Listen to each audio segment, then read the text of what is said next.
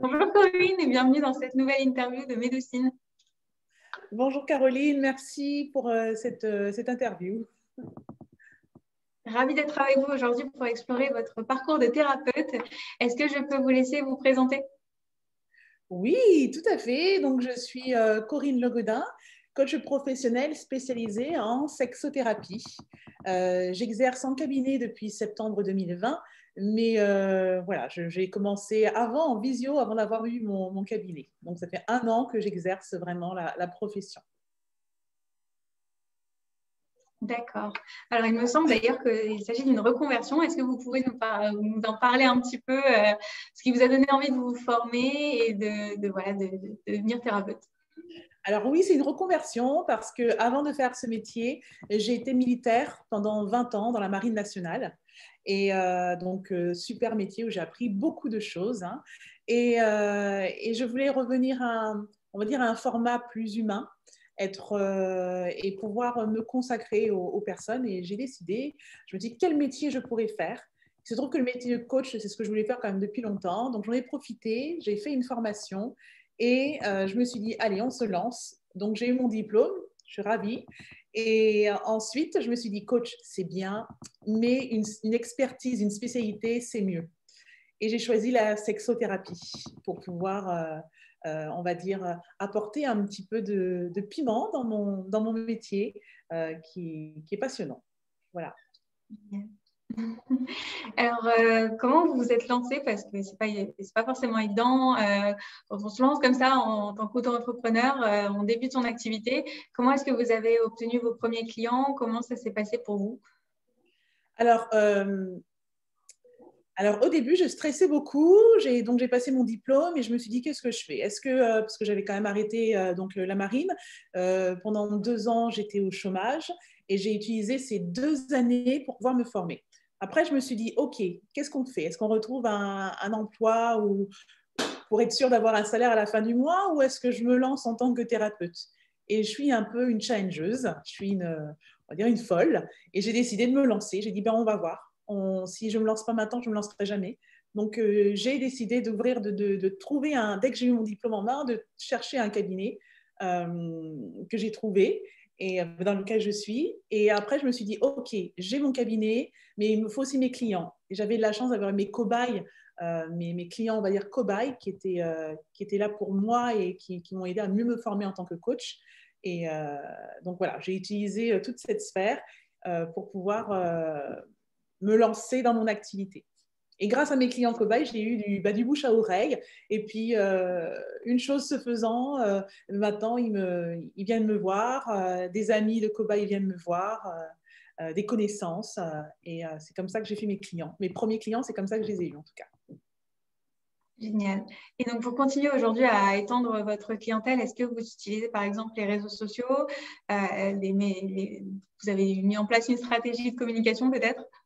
Alors, stratégie de communication, oui, mais bon, je ne suis pas encore bien, on va dire, bien rodée.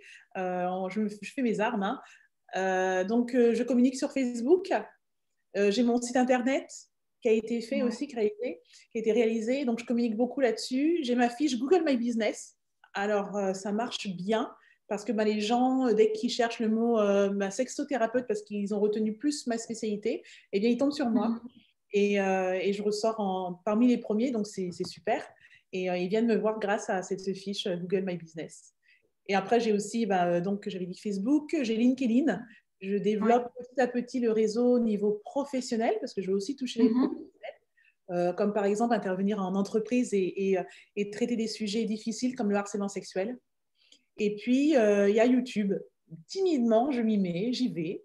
J'ai 17 abonnés. C'est Mais un voilà, début. c'est un début.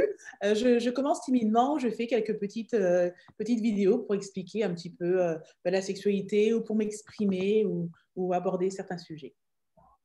Génial. Alors, vous venez juste de me parler de réseau. J'ai entendu le mot réseau et ça m'a fait penser, pour vous, le réseau aussi entre professionnels, c'est important? Ah oui, oui, alors c'est très important parce que j'ai remarqué, j'ai regardé un petit peu autour de moi. Donc, je suis dans une rue où il y a beaucoup de psy, beaucoup Oui. de oh là là, comment je vais faire? Moi, j'arrive avec mon coaching et ma sexothérapie, je vais me noyer. Et je me suis dit, bah, tiens, il faut vraiment qu'on sorte un petit peu de nos sentiers battus, de nos petits cabinets et qu'on s'exporte et qu'on s'ouvre aux autres. Et pour ça, j'ai décidé d'intégrer un BNI. Donc, j'ai intégré un BNI. Au début, je me suis dit, est-ce qu'ils vont pouvoir me comprendre parce qu'on ne parle pas le même langage? Ce sont des chefs d'entreprise, on ne va pas parler de thérapie. Et finalement, si. C'est vraiment super parce qu'ils ont une ouverture d'esprit. Il y a vraiment un échange. Et, ben, grâce à eux, je me développe encore plus parce que ben, le bouche à oreille et la confiance installée au sein du BNI avec les autres membres font que ben, on me rapporte des clients. Et moi, je fais pareil pour eux. Hein, comme le principe du BNI, c'est qu'ils donnent reçoit, donc je fais comme eux. Je recommande en fonction de leur spécialité. Et dans nos métiers de thérapeute, c'est important de sortir de nos cabinets pour pouvoir s'ouvrir aux autres et aller vers d'autres, des nouvelles ouvertures, des opportunités, les saisir et voilà, et toucher plus de personnes. Ouais. Top. C'est vrai que c'est un métier qui peut être assez solitaire et le fait de s'entourer, ça peut vous aider dans le développement de l'activité, c'est sûr. Oui, et d'ailleurs, dans mon cabinet, j'ai une collaboratrice. Donc, on partage le cabinet. Elle a 3 jours dans la semaine et moi, j'ai 3 autres jours dans la semaine. Et nos clients, du coup, aussi, on se prête, se passe, je ne sais pas comment est-ce qu'on dit, on parle chacune de. On se passe nos clients parce qu'ils vont travailler la kinésiologie, parce qu'elle est kinésiologue. Et moi, je vais travailler l'aspect coaching et sexothérapie. Donc, on est vraiment complémentaires dans ce qu'on fait et je trouve que c'est super important. On n'est pas toute seule. Top. Et est-ce que du coup, vous continuez, donc là, vous avez bien sûr été formé en coaching et sexothérapie. Est-ce que vous continuez à vous former? Est-ce que vous continuez à enrichir votre pratique? Oui, c'est très important. Pour le coaching, donc on est supervisé pour voir un petit peu comment on évolue. Après, c'est pas pour vérifier notre travail, mais c'est plutôt faire un travail sur soi pour comprendre comment est-ce qu'on gère nos coachés, les séances, comment est-ce qu'on les, comment dire, on va être, comment est-ce qu'on les vit. Donc on le travaille, on le transmet. Ça nous permet d'avoir une meilleure posture, d'être plus efficient dans ce qu'on fait. Pareil pour la sexothérapie, j'ai encore beaucoup de choses à apprendre. C'est un sujet tellement vaste et il y a tellement de choses à apprendre que je continue à me former. Et en ce moment, je suis en train de me former aussi pour être thérapeute conjugale et familiale. Donc voilà, je continue aussi à me former, à avoir plusieurs cordes à mon arc. Les couples viennent me voir, je puisse au moins les accueillir, les accompagner. Sur différentes facettes, donc la facette coaching et la facette thérapie. Génial. Et du coup, ça fait partie de vos projets pour cette année. Est-ce que vous en avez d'autres, des choses, des priorités, des choses sur lesquelles vous souhaiteriez vous concentrer en 2021? Alors, j'ai plein de projets. Il y en a un qui est secret. Je ne peux pas le dire parce que je veux. En septembre, voilà, je parlais juste d'un livre. Voilà, on va dire ça comme ça. Donc, je travaille dessus. J'ai des partenariats qui se mettent en place en espérant que le Covid ne soit on va dire, un rêve, un mauvais cauchemar dans lequel on va pouvoir se lever et faire de nouvelles choses. Et donc, on prépare déjà l'après-Covid. Et voilà, donc je vais mettre en place des séminaires, on va dire des petites choses sympathiques pour pouvoir pour rencontrer de nouvelles personnes, transmettre et avoir de nouveaux clients aussi. Donc, et travailler aussi en relation avec d'autres thérapeutes, en tout cas avec ce séminaire-là que je suis en train de mettre en place. Voilà, entre autres. Formidable. Et alors, au niveau de vos motivations, ce qui vous anime dans votre métier, quelles seraient du coup les choses qui vous animent, vos valeurs Alors déjà, dans ce que je fais, c'est le respect, le non-jugement. Quand on vient me voir, déjà, il y a un sacré chemin qui est de prendre le téléphone. Déjà, admettre qu'on a une problématique, prendre le téléphone et ensuite m'appeler pour me dire, voilà, je veux un rendez-vous ou prendre le rendez-vous sur l'agenda Médoucine. Donc, quand je vois les rendez-vous, je me dis, waouh, c'est super. Et quand ils viennent au cabinet, je leur dis, waouh, merci pour votre confiance et surtout d'avoir fait cette démarche. Donc ça, c'est ce qui me motive, c'est pouvoir faire en sorte que les personnes qui viennent me voir aient confiance. Et quand ils sont là, la première chose que je leur dis, écoutez, on est là pour discuter en toute simplicité et sans jugement. Et ça, c'est très important parce que suivant leurs problématiques, leurs désirs, ce qu'ils vivent, ils ont peur d'être jugés. Et ça, on va dire, c'est ma valeur principale, le respect et le non-jugement de l'autre. Et c'est comme ça que je travaille. Et ça, ce qui me motive, c'est voir on va dire le commentaire ou l'appel après pour me dire c'était super, merci, grâce à vous, j'ai pu avancer, je peux avoir à nouveau une sexualité épanouie. Ça, c'est ma plus belle récompense. C'est merveilleux. Pardon, c'est comme l'acte le plus naturel qui existe depuis que le monde est monde. Et malheureusement, avec la société, il y a eu tellement d'injonctions qui sont mises au fur et à mesure dans notre inconscient qu'on ne vit plus la sexualité comme un jeu et par plaisir, mais on la vit parce que, voilà, il faut tenir des performances, un cahier des charges. Alors, tant d'orgasmes, tant de fois par jour, Non, voilà, Non. Moi, mon but, c'est de revenir au basique et profiter de la vie, tout simplement. Merci, c'est noté. Alors, vous faites partie du réseau Médocine. Est-ce que vous pouvez m'en dire un peu plus sur votre expérience du coup avec le réseau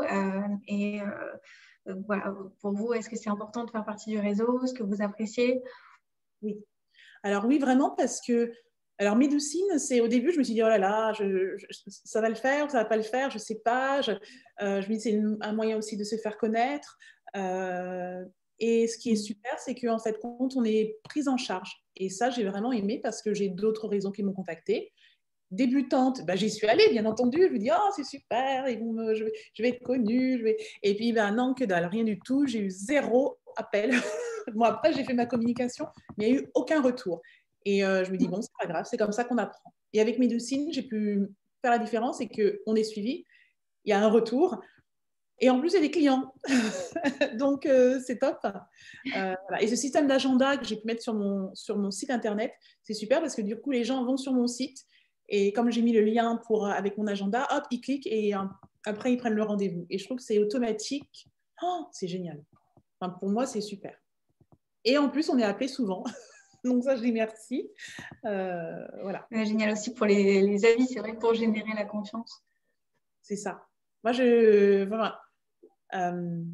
Merci beaucoup pour ce retour.